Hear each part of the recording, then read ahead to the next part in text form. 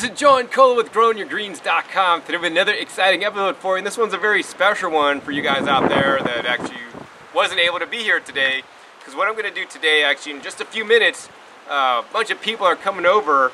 I'm actually having a local garden tour, first time ever. You know, I've rarely ever opened up my home for people to come and give a tour. My place is not set up to give tours. I mean, I don't give tours. Like, I share with you guys what I do online, but I really wanted to have a tour to get some local people and show them what is possible and how you can grow food here in the Las Vegas desert, because it really isn't that hard if you set it up and do it properly. And besides from the people at the tour who got my personal attention, you got to see my garden up in person, I also want to film it for you guys, all you guys over across the whole world that may live in similar climates. And even if you don't, a lot of the techniques and things that I share with you guys in this video will be applicable wherever you live. So anyways, stay tuned for upcoming episode that I'm going to go into next. That's probably one of my best episodes, because it's just me off the cuff talking, sharing information, and attempting to get more people to grow their own food and eat a healthier diet. And I believe by doing this, I will be changing the world one person at a time. So anyways, without further ado, let's go ahead and get into my tour video today. Alright, so welcome everybody. Today I'm going to give you guys a tour of my backyard garden. Now I do want to let you guys know that my backyard garden, or I guess you could call it a farm, it's my farm, and it's for me and for me growing my food, and that's my sole intention, is to grow the highest quality food. So please be forewarned, this is not designed for giving tours. There's some really tight constricted spaces, there's hoses places. You know, I tried to pick up a little bit this morning, but you know, there's things around that you could trip over, so just be careful where you walk. And there's bushes and trees kind of into the walkways, so just, you know, push them aside. If you got to break a branch, do it. I don't want you guys getting hurt or falling or anything like that. You know, and I think in this day and age, I think it's really important to have the highest quality food, because we are what we eat.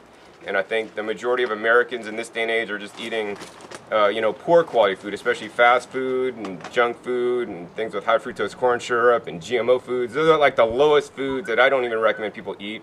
I mean, at least if you're eating fresh fruits and fresh vegetables and whole foods, plant-based food, that's some of the better foods. But taking it to the next level, you know, you could eat more fruits and vegetables, you know, and even organic fruits and vegetables, which is I would recommend, at least at some kind of standard. Not that I necessarily agree with that standard, because there's a lot of practices that may not be good, and organics tell you what you can't do. It doesn't tell you what you should do, so, or should be doing. So I've tried to like grow in an organic fashion, so abiding by organic rules, but then I do things, as you guys will learn today, that organic farmers simply are not doing. And you know, here in Las Vegas, people may think it's like difficult to grow a garden, and if you look at my neighbors on both sides, you can see like they just have, actually this neighbor has weeds and not using any water, which is great, and the other neighbor has just a rocked-in backyard, which is low maintenance. And you know, that's cool, but I think we all need to eat, and especially with the drought in California, many people have heard about that. Luckily, we're not really in that much of a drought, although we have been in water conservation mode. What some people neglect to say, and the news media neglects to say in many cases, that the majority of California's water is not being consumed by residential uses. Does anybody know what it's being consumed by? Grass, lawns, agriculture. So agriculture to grow food, and more specifically, you know, animals. So animals take way more water to grow an animal out, to get them, because they also excrete waste, which is basically wasted water.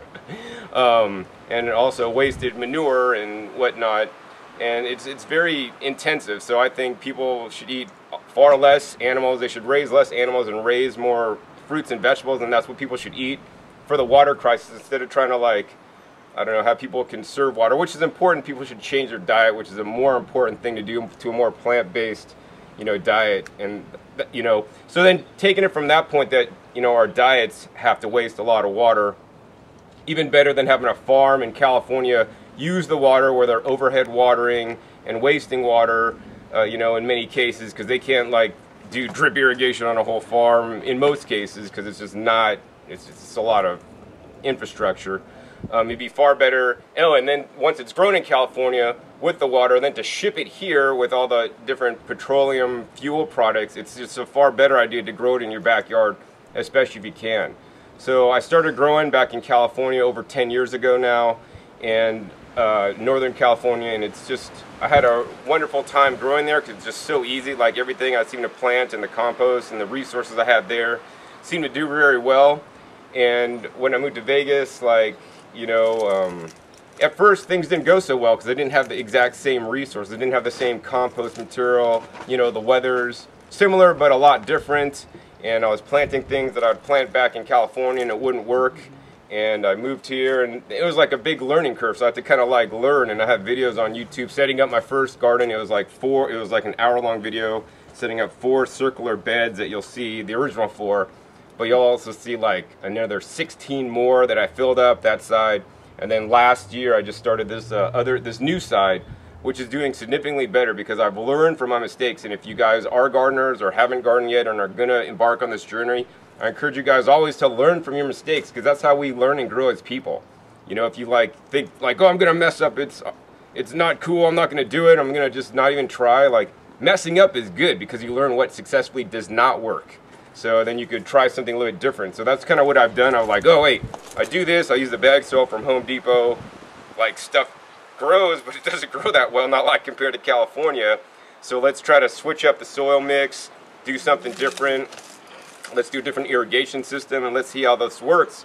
So now I'm happy to say that once you go in my garden, you'll see like one side looks a lot more vibrant and abundant in my opinion than the other side, and that's the side that I have the new subsoil irrigation system, a better soil mixture, and you know, I mean, basically it's the same plants. I planted lettuce on this side, which I'll show you, and I'll show you lettuce planted on the other side at the same time with a drip system with different soil, and I mean, it's just working better on this side. So, you know, if you haven't set up a system yet, I would recommend kind of emulating this side until I find something better, and I'm still tweaking. I've unfortunately run out of room because it's tight back there. But maybe I'll one day get to, you know, ask my neighbor to expand once I get all caught up. And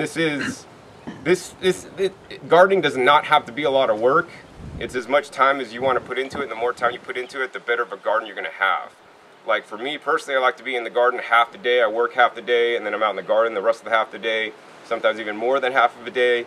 And there's always things to do. I mean, you could do a little bit or you could do a lot. The most important thing that I want to let you guys know is that the most important thing when you're going to be gardening is to set up infrastructure and set it up properly. Because if you don't set it up properly, it's going to make more work for you in the long run. And if you set it up properly, you could almost have hands off.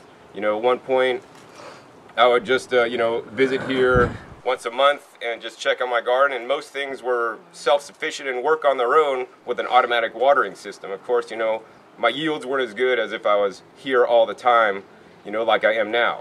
So, yeah, I mean, there's always a way to garden. So anyways, let's go ahead and head back. We're going to go to a few different spots where I'll stop and I'll talk about different aspects. And if you do have any questions, please hold your questions to the end, and I'll answer them for you.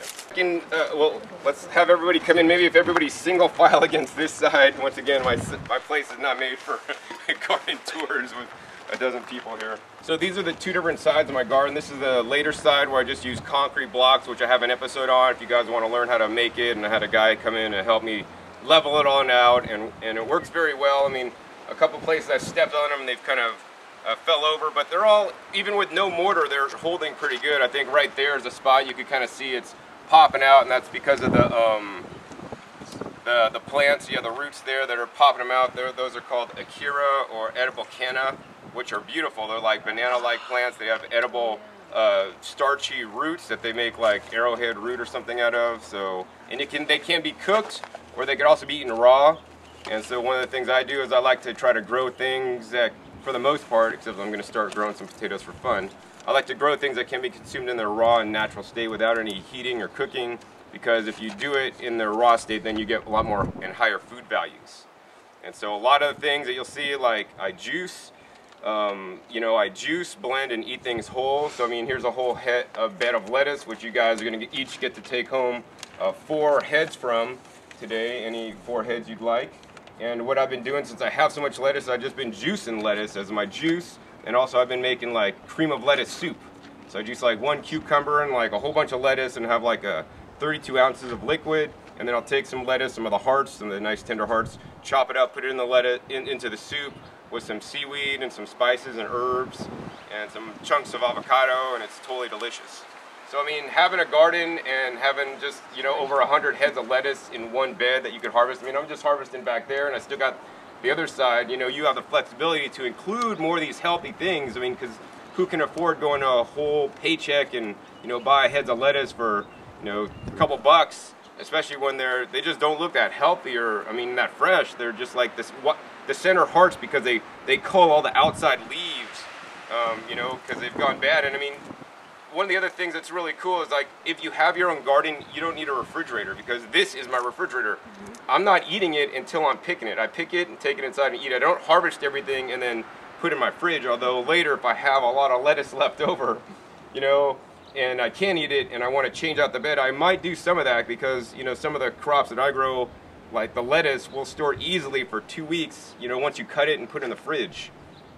And that's why a lot of the foods that we have sold in the grocery store, those are the cold tolerant crops, or the winter crops, you know, like the lettuce, the brassica families that I have the majority of planted, and I'm starting to plant out my summer stuff. So you can see here, this is a whole bed of peppers, and I put this little fencing that I got on it because my little dog likes to jump in here and go poop, and I don't like him to do that in my beds. So yeah, those are all started out and just planted out, and I'm pretty methodical with how I plant things out. Like, I get like a bamboo stake and I cut it this size and I space it like whatever, I think 11 inches, and then I space it, and then like every 11 inches I plant one, so it's pretty symmetrical, and then between every plant's like 11 inches, so we could fit the maximum amount of plants in there. And I do this for a few reasons. Number one, to maximize the use of my space, because my lot is about 5,200 square feet. A lot of it is the front yard and then my house, and then I have just a bit in the backyard. So I try to plant as much as I can. And also, the other thing that's very important to me is, you know, you could notice that I'm not using any kind of mulch or wood chips or hay or straw or anything on the top of the soil. And that's, you know, there's pros and cons to every method in gardening that you may learn. I'm not necessarily against mulch. I just don't personally like to use mulch, because the wood chips gets mixed in with your soil, and then the wood chips could, like, you know, suck nutrients out of your soil. What instead I like to use for mulch is fresh compost. So every year I top off my beds with compost, and that acts as a kind of mulch on top. And the other thing that I do, because I plant so close, these plants will grow out and they'll spread out. And as you guys can see, if you saw this when it was planted out, it was like every lettuce was planted, and then there was like a pretty big space. I think I maybe left 8 inches in between the lettuces. And now you can see, you can't see the ground because the lettuces have filled out. So that's the goal with the peppers. So instead of having mulch on the ground that the sun still hits, right? My goal is to not have mulch and then have plants so tight and close together that the sun's hitting all the leaves and not, you know, the ground to evaporate the water. In addition, this side has the whole subsoil irrigation system that I'll show you guys in a second, an example of what it looks like. So that means I water under the ground, and ultimately that system should be set about 4 inches under the ground, and so I don't get a lot of evaporation loss. You can see some of the top is a little bit wet. That's because the water will capillate up a little bit, but for the most part it stays where it is, goes up a little bit, and then falls down to the root zone where the plants need it. So, you know, that's been working really well for me, aside from a few small issues I've had, which I would recommend checking my videos for a complete story on that. So let's go ahead and come to the back. Oh, and the other thing you'll notice is that, if you notice, like, I pretty much have mostly focused on vegetable plants. I just have started planting some fruit trees that I got in clearance at Home Depot that are bare roots. And the goal for my front yard, since I have an HOA and I can't plant like a garden like this in the front yard, I'm going to just plant all edible fruit trees. Nice. Oh, and the other thing I want to go over real quick is, so I just cut down some trees right there, and this bed used to get shade, half shade. So I cut those down so this could get full sun, because some plants like full sun, some like shade. But still, this first bed is a bit more of a shady bed. So I planted more perennial, long-lasting plants that I literally just plant once. So there's a difference between annuals, such as the lettuce or the peppers here, that you plant every season and you got to pull up and then you got to replant. Then with perennials that you literally plant once and they just grow year-round, year after year, day after day. So I have something like my favorite plant. Probably my favorite plant in my garden actually is the Ashitaba. If you look at the stem, you can see it's kind of bleeding like a yellow sap, and those are known as chalcones. It's this one right here, the tall one. This one? One next to it. That's the Ashitaba, but the one, it has the yellow sap. Maybe I'll show. Oh, right there. Yeah, right here. So I clipped off a leaf, and then now it just bleeds this yellow sap, which is really rich in antioxidants, and it's like cancer fighting and all this kind of stuff. And what do you eat? Leaves? Yeah, so you could eat the stalks here, and you could also eat the leaves. Maybe let's go ahead and we'll pluck a leaf. Ashataba? Yeah. Okay, everybody take a piece of the leaf and pass it around. You guys can taste it all. Yay! And you'll see the stem will start to bleed here, this yellow color. So this is from Japan, and you know, this is a plant from Japan that grows excellent in Vegas. This is the first year I'm giving it more sun. I have grown them in pots in the, you know, under the overhang, but getting some direct sun, and they've done fine. So this is a new planting. They start out growing slowly, very slowly, and then they, you know, once they get to this size, they grow pretty fast. How do you eat? Just like that. You could juice it. Oh, it doesn't taste good? I mean, I like it. this is like that? once again, this is not a lettuce, right? This is like, you know, think of it like kale. It's like, it has a different flavor. To me, it tastes something like between like... It's like go-to cola to me. Yeah. Go-to cola. Go-to cola. Just like that. That's right, yeah. Go-to cola, and maybe like if you eat some of the stock, you could eat the stock, maybe pass the stock around. That kind of tastes like a little bit celery-ish to me. Yep. And then also, like, I've noticed, like, the ones I'm growing in California are a little bit sweeter than the ones here. Maybe it's due to the climate, due to the soil, due to the watering. I don't exactly know what. And then also, this is a really cool plant because it's biennial. So it'll go up the second year, make seeds, drop the seeds into the bed. And in California, the seeds dropped, and then I collected a lot of them to offer to people and share. But a lot of them just are in the ground, and then they just sprouted up. So now I have Ashataba microgreens growing that I didn't have to plant. Nice. So this is the kind of garden that I want to have with one of the most healing plants, in my opinion, in the world that is actually quite rare. So yeah, so that's the perennial bed that I keep perennial, and then these are all annual beds, and I have more perennial beds over on that side. As you can see, my green tree collards, which are the tallest one over there. We'll go over there and take a look at that. But that's like 12 plus feet tall. That's another perennial tree that like makes collard or kale type leaves 365 days a year, so I'll never really run out of greens. Now, I like to grow a lot of the green crops, you know, like the lettuce in the, you know, winter / early spring and late fall, but in the middle of the summer you can't really grow any greens, so I've adapted to grow different kinds of greens that will do well in our climate here, because some of the standard greens won't really do well, and you'll learn about some of those guys today. All right, so now let's hit up that bag. So this bed here has broccoli growing, and so this broccoli, everybody could kind of like maybe pinch off a little section here if you'd like to try it. But this broccoli, that's the second cutting from this broccoli. I have broccoli, cabbage, and then up this back panel, it's supposed to be some sugar snap peas. It didn't do so well, probably because it didn't get enough water, because the AquaJet wasn't able to hit the edge. And this bed will probably be turned over after I do the lettuce bed. And you can see the broccoli makes that little broccoli head that we're used to, but then if it gets a little bit older, like those ones there, they start making little flowers and they start to separate, which is, I mean, it's still edible in any form, but it's much better when it's a tight head. So I've just been, you know, using that and dipping it in guacamole, like for dinner and stuff. You could also juice it or do whatever with it. But once again, you know, I planted probably every 11 inches in here, fairly tightly, to try to like, you know, keep the sun off the ground. You know, and that's a lot of food. A lot of the cabbage is going to get turned into sauerkraut. So even if I don't make the nice like cabbage head, you know, you can just take the leaves and shred them up. Or what I started to do lately, I have a video on it coming out pretty soon, is I just ferment the whole cabbage head or whole leaves. So now you could take out the whole leaves and use that as a wrap or some other thing. And also when you don't cut them all up, you don't create as much bacterial surface area, so then you get a more mild ferment, which is kind of cool. So this is the irrigation system that I'm using on this whole side. This is called the AquaJet subsoil irrigation system, and this is basically buried 4 inches under the soil level.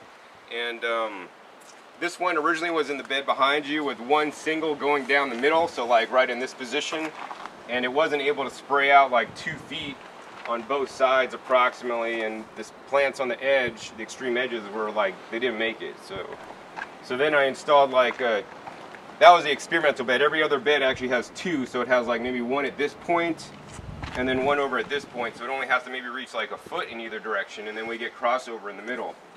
If I had to do it again, I might put it a little bit more towards the edges because there's so much crossover in the middle.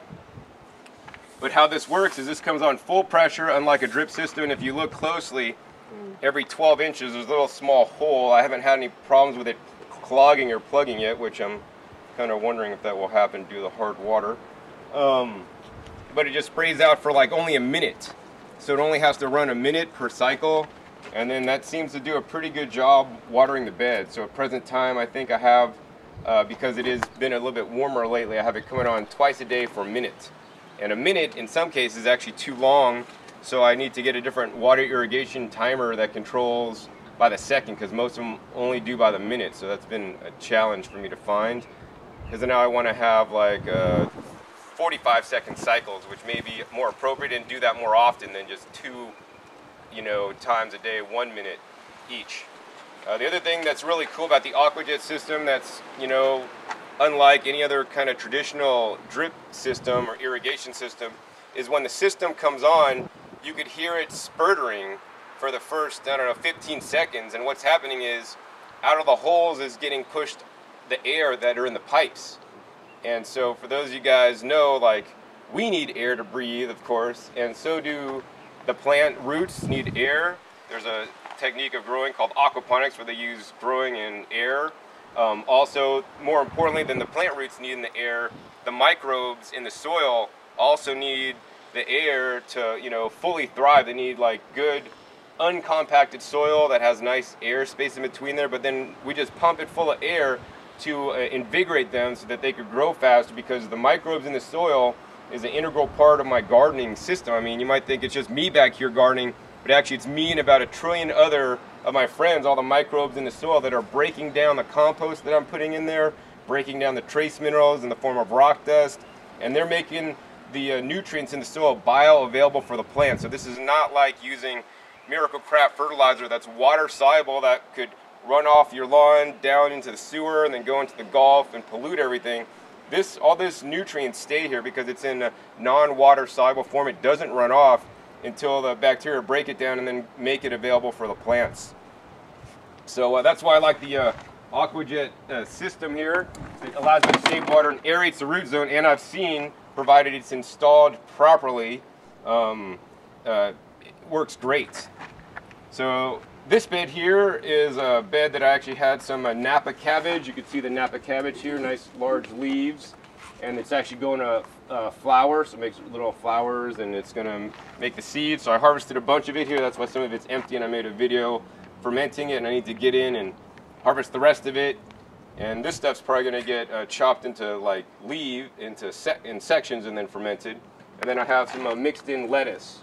And then in addition, I like to plant some flowers, which are, you can kind of see a few, for beauty, for the insects, for pollinators. Also, those are all edible flowers. So those are violas, pansies, and marigolds are a couple commonly edible flowers you could like put on top of a salad, add with some, fruit to look nice, to take pictures. And then I also planted arugula. Arugula is a really easy crop to grow if you haven't grown it before. It grows really fast, and it makes these cool flowers. So I want everybody to pick an arugula flower off here and let me know what you guys think of it, because most people have tasted arugula, but they haven't tasted the delicate flower. And I won't. Can I plant now, or it will be too cold? Wonderful. Right. No, you could plant it, yeah. I'm so glad. Let's taste it. Have you ever had that? We grow it. We're Oh, growing you it. grow it, yeah. I just go out and I'll let it flower now, yeah. Yeah, yeah. But, questions at the end? Or Yeah, yeah. Okay. But yeah, I mean, to me that kind of tastes like a barbecue sauce. It's just really interesting, and like most people have never gotten to try that. I mean, so you get to look forward to this when your plant's not making as many leaves anymore. And in California, I've been experimenting. Actually, I think I grew it here last year. I had there's this variety called wasabi arugula. So it's as hot as wasabi sauce, but it's an arugula, and it's just so trippy. So I was able to get that in California. I don't have any seeds right now because the plants here didn't go to seed, but the ones in California did. Oh, yeah, good point. So these are the seed pods on the arugula forming. Let's see, you can kind of see them right there. So if I let these grow longer, these seed pods will dry out. They'll look like little beans, and that'll have the seeds, so you could collect and save your seeds after every season. Some of the plants in my garden I let go to seed if I have the space. Sometimes the space is more valuable than trying to collect the seeds when I'm just gonna, you know, have a stock of seeds already that I have from previous years, or I could just get new seeds. So the next thing I want to talk about that's super important, especially for the desert or wherever you live, is the soil that you're growing in. Because I mean, if I was just trying to grow in this soil here, it's like, John, why don't you grow in the soil here, man? Like, I don't wish that on anybody. I mean, it could probably work, and people do that, and you could enrich it and all this stuff. But that's another reason why I build the raised beds, you know, so I could control the soil, because simply the quality of the food that you're eating is based on the soil that you're growing in. If you have crappy soil, like just the existing soil here, which actually has a lot of minerals, but not a lot of organic matter, you know, it's going to be an issue. So you need to have a balanced soil. So I found the best source of compost here in bulk at this time in Las Vegas is a place called Viragrow in North Las Vegas, and I'm using the Tomato Lady mix here. I got 2 yards of Tomato Lady mix, and I mixed it in with about 1 yard of my amendments, and I'm not going to go into all of those in this video, but I do have an episode where I go into that specifically and showed you guys how I did that. Then I got it delivered, then I wheelbarrowed it back into all these beds, and that's pretty much what I'm growing in. But the two main things, no matter where you get your soil, you want to add these two things in your soil, no matter where you live. This is called the azomite, and it's known as a kind of rock dust. I have other kinds of rock dust. There's like another one back here known as the Spanish River Carbonite. This is Volcanic Minerals Plus. That's actually from Canada, so it's not available in our location here. But there's other ones also known as like Elamite and Cascade Minerals, which I have bags of. The azomite is available at the feed store in town for like $16 a bag, which is cheaper than anywhere else that I've ever been to, so we're really lucky here. What's the name of the feed store? The feed store is at Martin and Dean Martin. It's, let's see, I always forget the name of the... What? Yeah. IFC. IFC, yeah, farm store, yeah.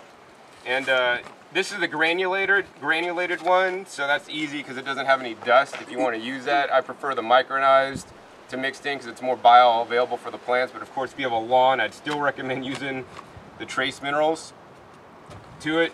The trace minerals add very important minerals that standard agriculture leaves out. This has like 90 different minerals. It's like if you go to a buffet in Las Vegas, we have a whole selection of things that you could choose from to eat. Instead of if you go to like In-N-Out Burger, they have like hamburgers, cheeseburgers, and French fries, or Cokes, or maybe shakes. I think that's it. So you only have 5 things. So I want to just give the mineral, the bacteria in my plants everything that they want, like going to buffet in Las Vegas, and just they get to pick and choose what they want. You can't burn with these trace minerals. So I just want to let them figure it out instead of me trying to play God and like give them only 3 nutrients that you would be giving them if you use a standard box fertilizer out of the store for the most part. Now the other thing besides the trace minerals that's super important to me is the Worm Gold Plus worm castings. So worm castings are very critical and very important for my style of farming. You know, and I want to let you guys know that as much as I like worm castings, not all worm castings are created equal, right? Trace minerals are pretty easy because it's a mined product, but the worm castings are literally worm poop.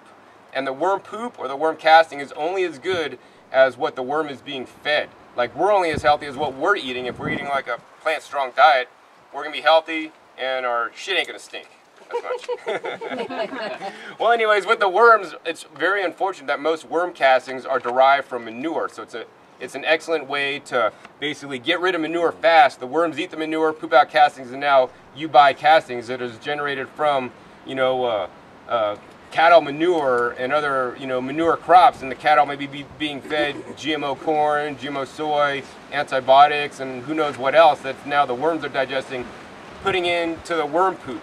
So the Worm Gold Plus, they're fed a plant-based diet with grains and high chitin and cardboard and whatnot, so they make a really good casting. In addition, they also add some kelp and some rock dust in here, which is really good. But the main thing about the Worm Gold Plus, like, I have an interview with the guy that invented it or figured out how to make the best worm casting, and basically in the Worm Gold Plus it has special things called chitin degraders and cellulase degraders. And the cellulase or cellulose is what's in like wood fiber. It's in any kind of fiber. And this is when we make compost. It's all you know, fiber based. So the degraders in here basically munch on all that and turn it into nutrients for your plants. And that's why this is so important. I also do use compost tea called Boogie Brew Compost Tea that uses a lot of the Worm Gold Plus to basically multiply the different bacteria and biologics in the worm castings. And that's another part, you know, besides the minerals, we need the biologics. The biologics is what's in the soil, my free workforce that's turning the nutrients in the soil and making them available for the plants. And that's the whole cycle that I'm trying to emulate here in my backyard. Another thing you're going to notice on this wall, because this is like my fence line all the way down, I have this trellis material, and I'm growing some zucchini squash here that are almost starting to flower out here pretty soon. And then I got a whole bunch of different cucumber plants. My favorite cucumber for the desert is the Armenian cucumber, just the standard Armenian and also the striped Armenian, which actually I prefer a little bit more than the standard Armenian. And those guys could take the heat and still produce fairly well even in the middle of summer. I also have lemon cucumbers, which is just one of my personal favorites.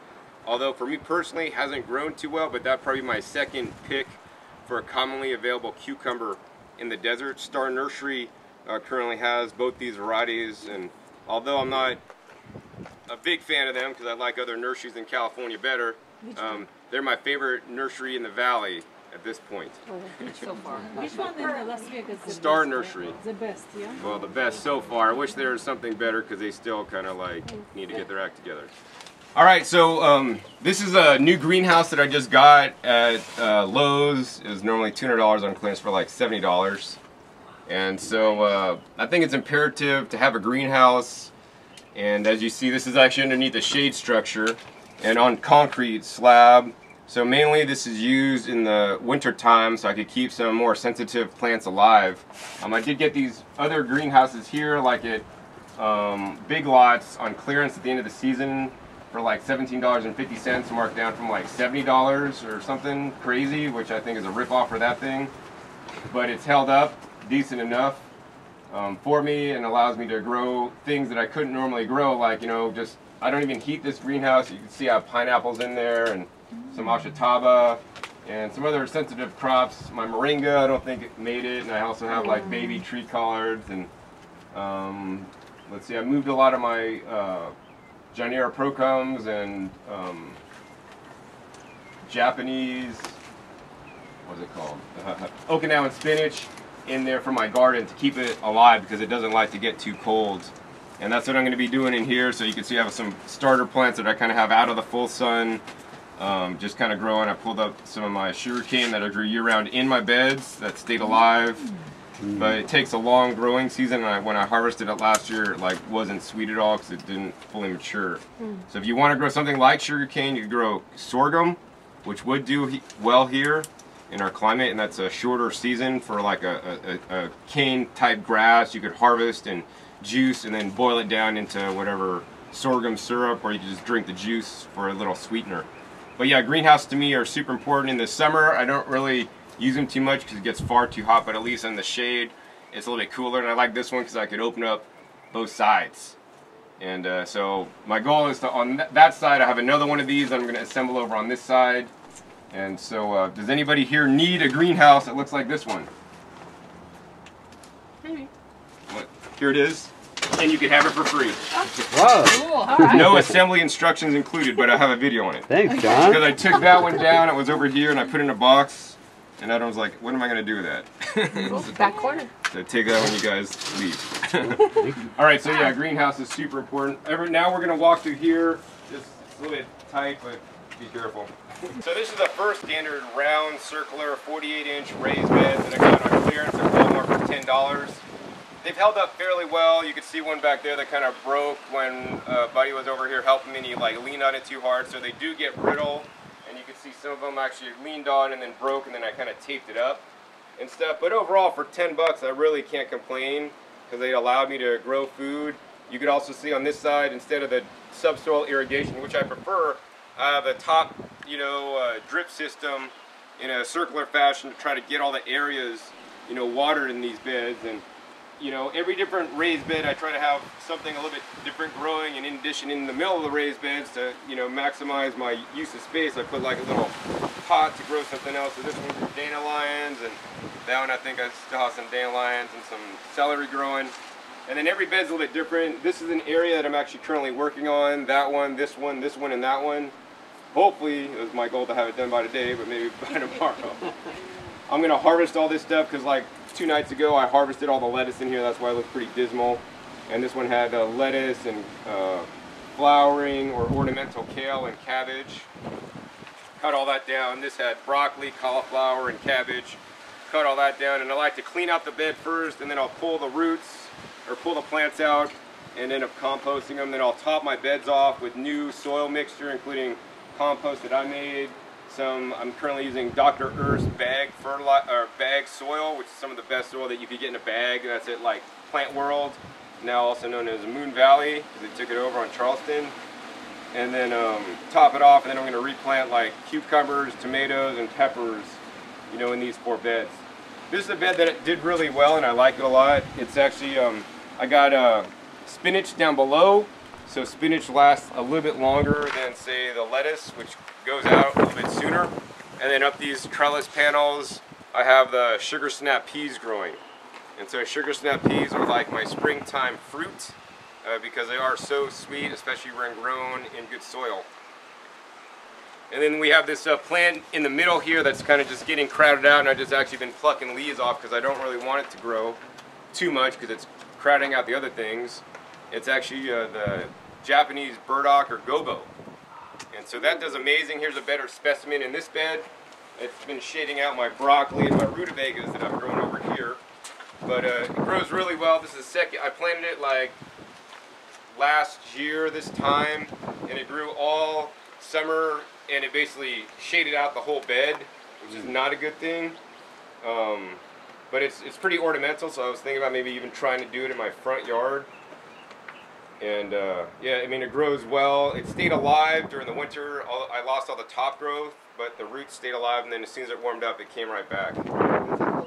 Gobo, or Japanese burdock. And it makes a long, like, thing, like a carrot, but it's like a really long carrot that's really thin.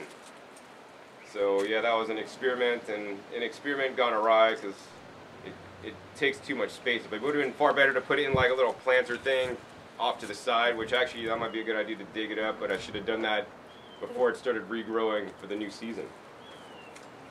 But yeah, this side I just have bag soil for the most part from Home Depot, and this is more of a Mel's mix, where I did like 1/3 peat moss, 1/3 vermiculite, 1/3 compost. I probably went a little bit shy on the vermiculite and the peat moss and did more compost, and then I added the rock dust, and I didn't actually was able to add the worm goal plus worm castings.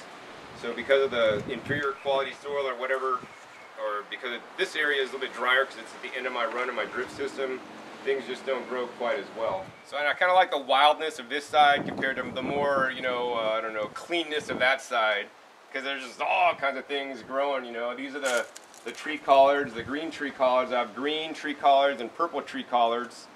And the green ones are much more resilient to the weather here. I have lost several purple tree collards over the years. I think I only have like 2 or 3 plants left.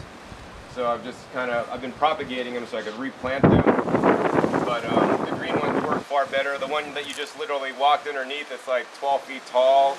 And the main thing for those is like you got to stake them really well because they get tall, and you can see the girth on the trunk there. Literally, I mean, it's huge, and it just makes edible kale. And if you look closely, I mean, this side has a few more bugs than the other side. Like that I have to spray that with Dr. Bronner's soap and neem oil. That was on the list for this morning, but I didn't get to do that to control my pests. So, you know, my goal is not have to spray anything because I really don't like to spray anything, even organic approved controls like neem oil and Dr. Bronner's soap, which is pretty harmless in my opinion. We mix them together? Yeah, you mix them together. So I do like 2 tablespoons of the Dr. Bronner's to 2 tablespoons of the neem oil, and I like to try to get the Dr. Bronner Salsed soap, which is the one for the laundry because it's more sudsy. You could of course just use the regular one, to 1 gallon of water, and then I put that in a sprayer and spray my plants down with it, and that takes care of all the bugs for the most part, and even some kind of like powdery mildews. It just suffocates them out. But my goal is not have to spray anything. You know, like on my other side, it has far less problems with the pests, and I believe that's because of the higher quality soil. You know, the healthier your soil, the healthier plants, and the more resistant they'll be to any kind of stressor, you know, whether that's the weather, whether that's maybe not getting enough water, or whether that's disease and pests. So I'm glad that that side has less, and this really is telling to me that if you do have good soil, you'll have less pests.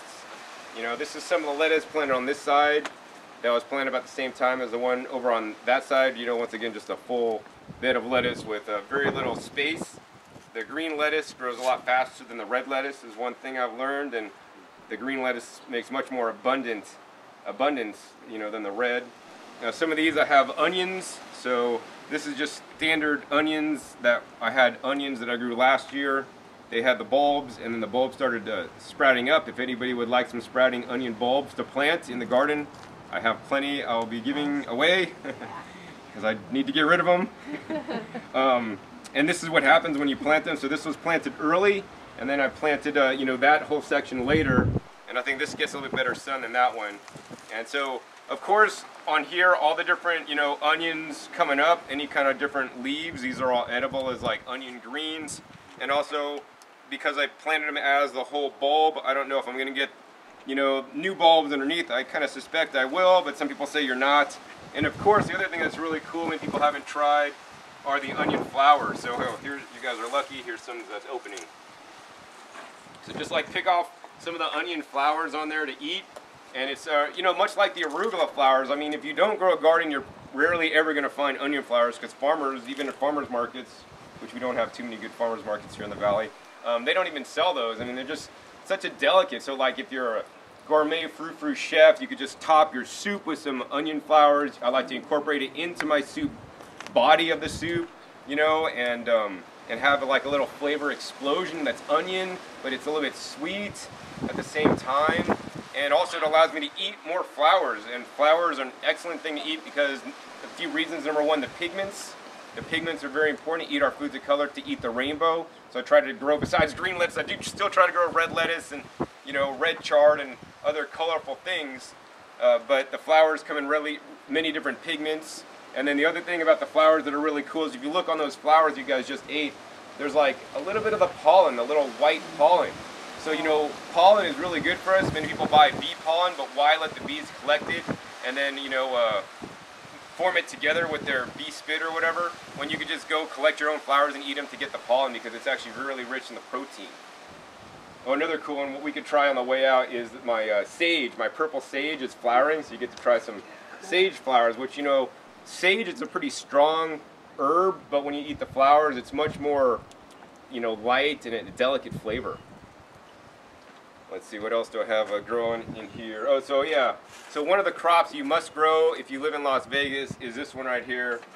It's a dinosaur kale, Tuscan kale, black kale, lacinato kale, however you want to call it. And this is probably like my #1 leafy green annual crop that grows really well here. Literally, I plant this once. This one right here was actually planted last year this time. It grew all year, and now it's going to flower and seed. So it'll, all these plants here, I'll have dinosaur kale for the next year now, just from this one bed. Whereas if I plant this lettuce in the same bed, same amount of space, you know, in about 90 days I have lettuce, and then I have to pull it out, then I have to start all over again. So if you just plant a couple beds of you know, like a bed of dinosaur kale, you're guaranteed to have that. Another one that's flowering behind you that was planted over a year ago also is the Swiss chard. And I have, you know, I let some chard go to seed once, and then it dropped the seeds, and they just came up as weeds in my garden. So chard's another one that's super important. Another one that I really would encourage people to grow are the tree collards. This is the green one, and then I have a purple one. And these ones you plant once, and they just grow year round without having to replant it, you know, every year like the dinosaur kale or like the chard. So that really makes the most sense to me. That being said, You know, these guys, if you eat them now, they're pretty decent. You could send some around here, maybe just send a couple small leaves around. They kind of taste decent. This is more known as like animal fodder, you know, which means that it's not desirable for people because it's pretty strong tasting. But the purple ones are sweeter, but right now it actually tastes decent to me. But if we eat these in the middle of the summertime when we're having like 110 degrees days, then it's like really gonna taste really, really strong and not super desirable. So, you know, I let these guys milk out and get through the summer and just keep them alive, and then I look forward to, you know, the fall, winter, and spring when I mainly, you know, eat these guys. And then, you know, this is an example of an annual bed on this side because it's the lettuce that I'm going to be harvesting really soon. And then this is an example of a more perennial bed that's I haven't taken a lot of care of. My soil level is compacted down, and I like everything to be fully topped off because, you know, my opinion is that the more soil you have, the bigger of a home you have for your plants. So because I'm not topped off, I'm missing like a lot of soil and a lot of nutrients, a lot of bacteria that could be in here to grow these plants, to nourish them better. I probably have neglected this bed for at least maybe a year now without topping it off because it's just kind of a lot of things growing in there, and to kind of get in there and top it off, you know, it's a bit tough. I still need to do that. But I had some mint growing in these pots that kind of segregate so the roots wouldn't come out. It kind of worked, but it kind of didn't because mint still spread out everywhere. I have some stuff called Chinese chives, also known as Ha, which actually is growing all right, but I would like to have a whole bed of them because they're a really mild chive that tastes almost like a leafy green instead of like a hard garlic chive or onion chive. And then I have right here, these guys are the goji berries. So they do amazing just in a spot where it's probably not getting enough water, and I'll get a couple goji berries off it, even in this nice shady spot, not even full sun, and some mint. And I've also been coming back in this bed, reoccurring, is the perilla or shiso, which is another really good herb to grow, like perilla, shiso, stevia, and basil are the top herbs to grow in the summertime. They do amazing in our climate. They love it dry and hot, and I've grown like, this bed actually had basil last year, and it was probably up to here by the time it flowered. It was insane. And I had like 12 different kinds. But yeah, and then I try not to waste a lot of space, so you can see on this side I have my irrigation for my drip. I have a 4-valve timer there, so like if I just had one line to water this whole area, like by the time the water pressure got to the end of the line, it wouldn't get watered too much. So then I split it up into 4 different segments so that each one comes on at one time, so it gets more pressure to, you know, emit the water out of the drippers. I mean, I also want to mention on the other side with the AquaJet, I have 4 valves, so you can't put all that on one valve because the pressure drop is too much and you won't get good water pressure. The other thing I want to recommend that everybody gets is a water filter. So I'm using the Boogie Blue water filter. We all drink filtered water, you know, because we know we don't want to get, you know, contaminants that we're drinking. Many people in Vegas unfortunately buy filtered water. I filter my own water here that I drink. But we should also be filtering our water for our plants. You know, the main thing that's bad, not necessarily for the plants, but more importantly for the microbes inside the soil, is the chlorine that they're adding. And so I want to remove the chlorine because the chlorine is put in there to disinfect the water so that we don't get a cholera or, you know, outbreak or whatever those diseases are. But it's not good for the bacteria because it'll reduce their populations. It won't wipe them completely out. So if you've been watering with unfiltered water, it's not the end of the world, but to take things up to the next level, to be a little bit better, to have a little bit more microbial growth, in my opinion, you know, it's best to have a water filter. So, you know, that's what I've been trying to do, is just take all the gardening practices and just kind of take it up a notch and try to always improve just a little bit, because if you improve a little bit here, you know, the overall result will be a lot in the end. So anyways, aside from that. So what you said, deal for that? Oh yeah, boogiebrew.net/GYG. GYG?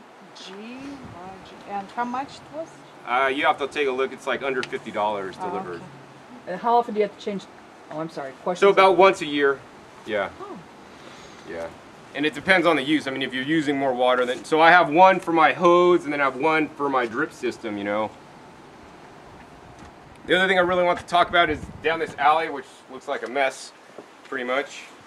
But down this alley is something that I believe everybody should be doing in Las Vegas or wherever you live. And if you're gonna notice, I have about 11 composters and a whole bunch of compost and other source materials that are gonna go in my compost eventually. And most of it's actually finished compost in different stages. Like I sift it out to use the fine stuff and have big particles that I throw back in the bins. So I've been experimenting with different bins. I built a new bin yesterday, actually I got from Costco, which actually I like a lot. So if you're looking for the low-end budget composter, Costco has one now for about $150, which is really good. It's a lifetime tumbling composter, which I will have a video on soon. And it's a barrel. You can't really see it because it's at the far end, but it's two 50-gallon barrels, so it gives you 100 gallons of total composting space. And it's pretty solid. It's my second best favorite composter. My first best are my metal composters, the Joraform composters designed in Sweden, and they have insulation in there to keep them warmer. Yeah, I don't know. Yeah, it's kind of tough to make it through here. You can go check it out. But, yeah, see? Oh, I see. But the composters are very important, so I compost all my food scraps and all my garden clippings. So all the garden clippings from the beds that you guys saw just emptied out. You know, go into my composters there, and I basically, you have to mix the carbons with the nitrogens, or the greens and the browns. So in general, I put like one 5-gallon bucket of food scraps, and I put in the bottom of the bucket this much of pine pellets, which is used for horse bedding, available at the feed stores in town.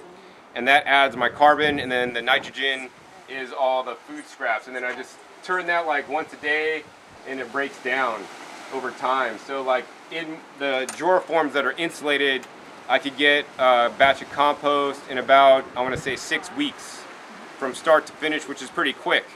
And so one of the things I tried to have like a compost pile like many people around the country may have, which work in many places. Like in California, I did do that and it worked fine, but here, because of the arid climate, it's so dry, you'd have to end up using your hose water to water your pile to keep it at the right moisture level.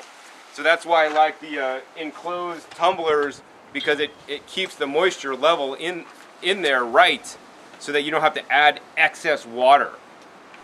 And so that's important to me. I experimented with all different kinds. You know, you could often find composters, tumbling composters, inexpensive on Craigslist if I don't get it first. And that's how I got, you know, most of these guys, because people will see the one at Costco. Oh yeah, composting's a good idea. They'll buy it and then they'll use it very little. Like, oh, we never use that thing because it's easier to throw it out. And then they'll sell it on Craigslist the next season. So the good ones they have now, you know, at Costco, look for them soon on Craigslist next year. The other thing I've noticed Costco does is that Costco will sell the composter because it's now the spring season, and if you wait a couple months, or maybe a couple more months, by the time they're clearing out their gardening stuff, because it's getting into later, you know, they're gonna mark it down like and drop it like 50 bucks. So pay attention and see, like, some Costco's will sell them faster than others, you know. And like, so my original lifetime composter, I got when it was on sale, like $50 off at Costco, which is the first, second, third, fourth, fifth one. Fifth one down. So they're all in different stages of compost, and all I could say is that the metal Joraform composters break things down faster and I cycle them faster. The Lifetimes works next good, and then some of the other ones just take way more time. And I mean, some composters better than nothing, but you know, I just want to try to keep with the best stuff to keep the process flowing and keep things moving in and out, because I got a lot of produce waste always and clippings from my garden going in, and I need to get that stuff out and put it back in the soil instead of just sitting in a composter not composting, you know, and taking forever. Oh, and then the other thing I've done that's really cool is this little thing right here. I put a little planter because this tends to drip a little bit sometimes. It's actually dripping now, and so like I don't want to waste the water, so I have a bed here with actually I think it's like something like Go To Cola. I don't remember the exact name, but it really likes a wet climate and not too much sun. So I just like put it in there, it drips, and it just stays alive. So I always have this to eat, you know, whenever I want it. What's his name? It's like Go To Cola, but it's not. I forget the exact name. I think I was told it was Go To Cola, but it's not. I don't exactly know what it is. It's some kind of Asian green. That's a rare one. Yeah, don't know what I'm growing, but it's edible. I do know that. All right, so yeah, I mean, those are all the main areas that I want to cover. You know, the composting, the different soil, the different raised beds. You guys could see an example of how it works. If I was to do it again, you know, I'd surely do what I did on the other side. It's a bit cleaner, you know, and I can kind of fit more. But I mean, I like this side for it has its own character too. You know, the space is a bit more wasted because, you know, there's a lot more walkway space. But I like that each bed is differentiated. I mean, I don't know.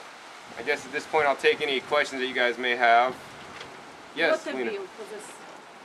What is Water your bill. water bill? Oh, my water bill. So my water bill like last month was like $35. Oh, cool.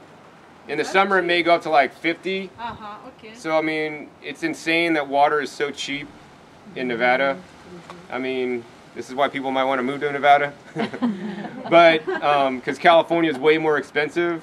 And it shouldn't be that cheap. And even using these water saving methods, you know, and I have water conserving fixtures and shower heads and everything everywhere else in my house, you know, it's really cheap. It doesn't take as much water as you think to grow a garden. And I probably in many cases am overwatering. If you kind of look right here, it's a little bit wet, so I need to kind of get a control on here to dial that down a little bit. And then some of the ones in the back like aren't getting enough water, so I try to increase that. So it's a constant fight with my drip irrigation system to get it right because the pressure balancing and all this stuff, whereas the other side is a lot easier with the subsoil irrigation. So do you recommend water jets or not? Because I see on one of your videos you said you don't recommend it. Right, so the question is, do you recommend the AquaJet, you know, subsoil irrigation system? Because I saw in one of your videos you do not recommend it anymore. So yeah, so if you, the title of the video was why I do not recommend the AquaJet irrigation system. And that went into some specific defects they had with the AquaJet that I can't necessarily recommend it, but that's what I use and would tell people to put in, provided they take heed and do the steps that I outlined in that video so that they have a successful experience. And because I want the manufacturer to correct the defect before I fully recommend it to the public, although I can't say here in Vegas, like if I was installing another garden, that's what I would use, not this. Yes. John, you said you cut a bamboo stick. So what is it, an 8?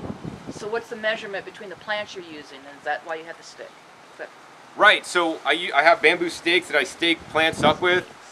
And then I just take these small, non-usable bamboo stakes. I don't know if I have any around, but they're really thin.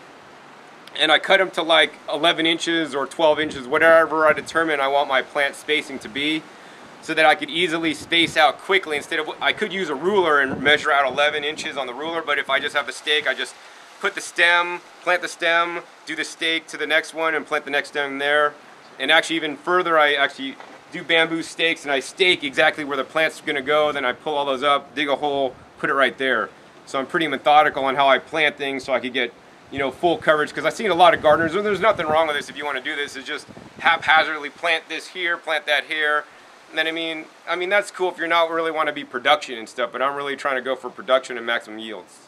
Thank you. So it's called, basically it's called Square Foot Gardening Method, and Mel Bartholomew wrote a book, and that'd be a good book to introduce you to the concepts of that. Basically it's a whole concept and a whole book of how to garden and basically making a system out of gardening. And I use a lot of concepts actually from that book in my garden, although I've adapted and do my own things as well. And in general, I try to refer to their plant spacing guidelines because, you know, it works fairly well. And sometimes I make things a little bit closer than what he recommends just due to my size of my raised bed constraints, and I want to fit one extra row of stuff in, and I want to maximize my plants. And we live in the desert, and, you know, the sun's beating down on stuff, and I want things to grow up, you know, pretty tight. Do you, because the drip on this side is above the soil, in the wintertime, do you have a problem with it freezing and then you have to like hand water it by times? Or Sure. is it, yeah, so it's just in the Right. wintertime you don't really use the drip irrigation, or? Yeah, so the question is, in the wintertime with it freezing, have you had problems with the drip irrigation? So this winter, I didn't have any issues. Last winter, the water didn't freeze in the irrigation system. One of the things that I thought about was like hooking this up to like a mixture of hot and cold water to keep it kind of warmer, to keep it going. Another thing that I want to really do is like have pipes in my beds with circulating my warm water from my water heater to keep them warm, but I don't know if I'll ever get to do that.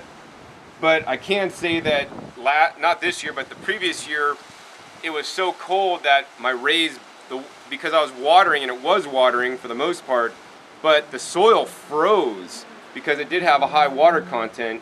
And then when that happens, you know, like, it's not good for the plants. So I lost a lot of plants that year.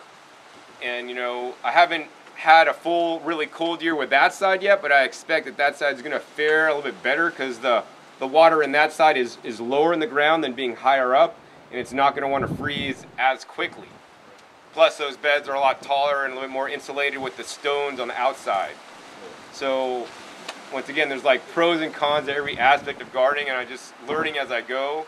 So yeah, this side was like, in California I have drip irrigation on top, and I don't really have that issue, but this gets colder than my garden in California.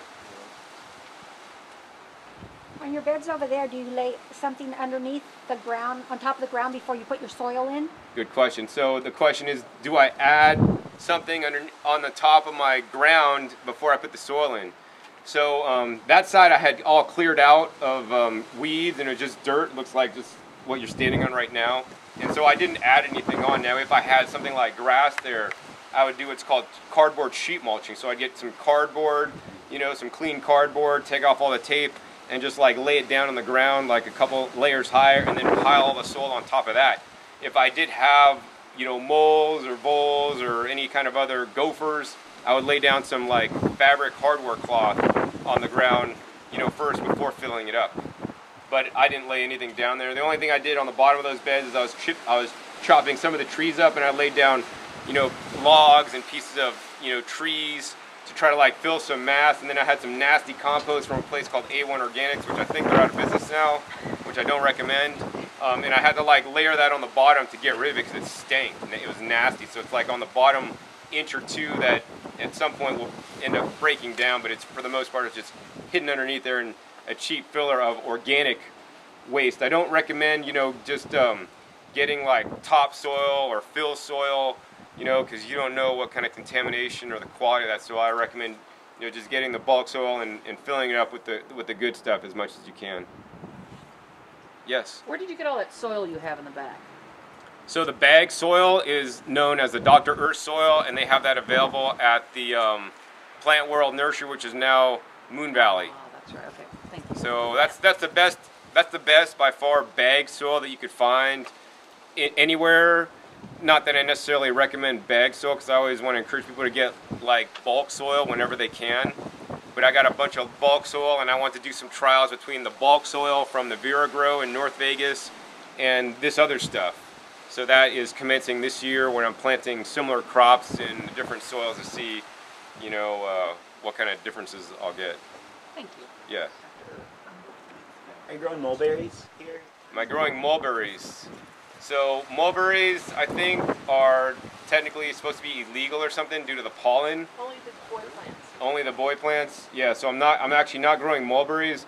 Most of what I focus on is I actually have, I think, all vegetables except for 4 apricots, and I might have a few random, like, jackfruit trees if they survived in my greenhouse. But otherwise, I've been really focusing on greens because if you have a lot of acreage and space or a front yard with an HOA like I do, I would plant trees out there because I can't plant vegetables. But I think by far it'd be far better for people to plant vegetables than fruits, because fruits, in best case, they might produce 2 times a year for you. In worst case, it's going to produce once a year, and it's going to take a large amount of space and make a nice canopy and shade things out, which could be also a benefit. Whereas the vegetables, you know, you could grow vegetables and other smaller fruit crops, tomatoes and peppers and, you know, eggplants, and have those every day. So, you know, if I had more acreage, and I will have a farm one day, and I'm going to have fruit trees in the front yard, you know, I don't want to waste and shade things out too much. I mean, in the back where I have total shade between like this overhang and the fence, there were a few junk trees that I didn't manage, and I'm going to cut those down. I'm going to plant fruit trees in their place because that's a good space that's that I could use for growing, that I couldn't grow vegetables, you know, that I could grow fruit trees in here. I do have mulberries in California growing. All right, so here's the end of the episode, and everybody that came over for the tour today is getting to take home 4 heads of lettuce from my garden. Try it? Is that? Yeah. It's really bitter. Yeah, I know. All right, so the video kind of cut off because the battery ran out because I kind of talked long, and the tour was only supposed to be an hour. I think it lasted a couple hours, but I'm confident that many people, you know, got a lot of good information out of the tour live and in person. Hopefully, you know, you guys also benefited from the tour. You know, at the final end, I also answered other questions, you know, that people had, so you guys didn't get to hear that. And of course, at the end of the tour, besides just getting all the information, they got to take home some of the best grown lettuce here in Las Vegas out of my very garden. Everybody that came got to harvest 4 heads out of my lettuce bed so that they could take home some of the freshest and best greens, and hopefully after tasting the greens it'll motivate them to start to grow their own high quality greens. And I want to encourage all the gardeners out there watching this to, you know, take your gardening skills to the next level. If you haven't used the rock dust before, if you haven't used the Worm Gold Plus worm castings, if you haven't used the compost tea, I would encourage you guys to try it this season to see what kind of difference it can make. You know, it's my belief that if everybody in our culture and in the world just improved what they're doing a little bit, like I really value people like Elon Musk, that's like basically, you know, taking space travel to the next level, taking electric cars to the next level, to boosting the technology of the world to make it that much better. And this is what I simply try to do with gardens, is try to get them to the next level so that they can have higher quality food, so they can have more bug and disease resistant plants, have a higher quality food, and have food that can even tolerate the stresses of, you know, the crazy climatic conditions we're having these days. If you like this video, please give me a thumbs up, and I also want to let you guys know that I do not regularly have any tours. You know, I do have some on rare occasion for the local area when I feel like it. But once again, my garden is set up for me to eat out of. It's my own personal farm and not a place for the public or for any kind of tours. So, you know, I want to encourage you guys to like this video if you liked it, and I will film future tours and put them up for you guys. You guys could watch free of charge. Also, be sure to subscribe to my YouTube channel to be updated of future tours and other videos when I travel around and share all the information that I've learned by traveling around and just actually by getting my hands dirty and gardening every day. Finally, be sure to check my past episodes. I have over 1,000 episodes now. I do give annual, you know, both summer and winter garden tours, so you guys can see actually what I'm growing in my garden with just me, not without a big crowd, me giving a whole spiel or anything like that. And yeah, be sure to pass this video along to your friends and family who you may also think it may help assist them to, you know, get them motivated to start growing their own foods, to grow a higher quality food, so that you could help me fulfill my mission of changing the planet one person at a time and being the change I want to see in life, as Mahatma Gandhi once said. So once again, my name is John Kohler with GrowingYourGreens.com. We'll see you next time, and until then, remember, keep on growing. All right, this is John Kohler with GrowingYourGreens.com. So we have another exciting episode for you, and I'm here at my girlfriend's house, actually. And many of you guys know that I helped her set up her very first garden, and it's sitting right next to me. This is known as the AeroGarden 7 LED. We actually have 2 videos on that, so I'll post the links down.